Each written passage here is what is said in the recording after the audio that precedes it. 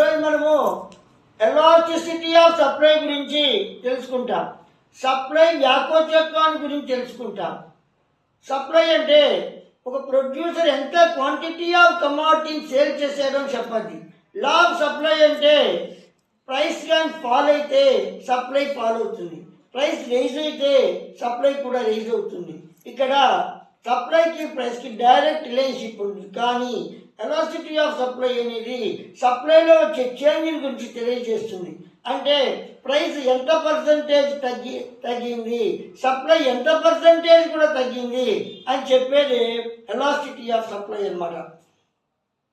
కాబట్టి ఇక దీని ఈక్వేషన్ ద్వారా చెప్పచ్చు. అంటే ఎలాస్టిసిటీ ఆఫ్ సప్లై అనేది ప్రైస్లో వచ్చిన చేంజ్ వల్ల సప్లైలో ఎంత రెస్పాన్సివ్నెస్ చేంజ్ వచ్చింది అని చెప్పేది ఎలాస్టిసిటీ ఆఫ్ సప్లై. ఈ ఈక్వేషన్ ద్వారా చెప్పచ్చు. ES is equal percentage change in quantity supply by percentage change in price. Delta Q అంటే change in quantity supply, delta P change in price, P అంటే original price, Q అంటే original quantity.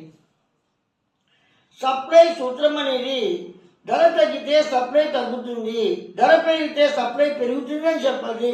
కానీ supply వ్యాకోచత్వం అనేది ధర ఎంత శాతం తగ్గింది, supply ఎంత శాతం తగ్గింది అని చెప్పేదే సప్లై వ్యాకోచత్వం. అంటే సప్లై వ్యాకోచత్వము నీకు ధరలో వచ్చిన మార్పు వల్ల సప్లైలో ఎంత అనుపాత మార్పు అనేది వచ్చింది అని చెప్పేది సప్లై వ్యాకోచత్వం. దీన్ని మనము ఈక్వేషన్ ద్వారా చెప్పచ్చు. ఈఎస్ ఇస్ ఈక్వల్ సప్లై పరిమాణంలో వచ్చిన మార్పు బై ధరలో వచ్చిన మార్పు శాతము.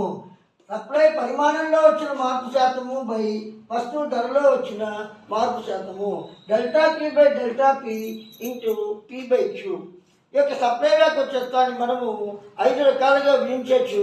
పూర్తి వ్యాకోచ సప్లై, పూర్తి అవ్యాకోచ సప్లై, సాపేక్ష వ్యాకోచ సప్లై, సాపేక్ష అవ్యాకోచ సప్లై, ఏకత్వ వ్యాకోచ సప్లై. పూర్తి వ్యాకోచ సప్లై ఈఎస్ ఇన్ఫినిటివ్, పూర్తి అవ్యాకోచ సప్లై యొక్క ఎలాస్టిసిటీ యొక్క ES 0, relatively elasticity of supply వచ్చేసి ES greater than 1, relatively inelastic supply ES less than 1, unity elastic supply ES is equal to 1.